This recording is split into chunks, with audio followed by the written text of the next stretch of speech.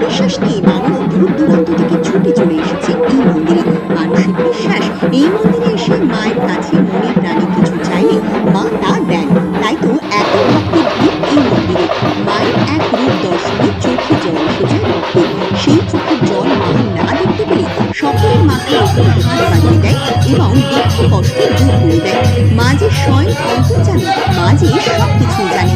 এই যে এনাকে দেখতে পাচ্ছি, ইনি মায়ের কাছে আশীর্বাদ নিয়ে সকলের মঙ্গল করেন। এনাকে মা স্বয়ং জীবনে চলার পথ দেখান।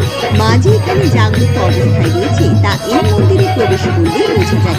প্রত্যেক মঙ্গল ও শনিবার মায়ের পুজো হয় খুবই সুন্দরভাবে এবং প্রত্যেক ভক্তরা পুজো দিয়ে প্রসাদ খেয়ে মায়ের আশীর্বাদ নিয়ে বাড়ি ফিরে যান। মা সকলকে ভালো রাখেন। জাগ্রত এই মন্দিরের নাম মা মনসা সেবাশ্রম। মন্দির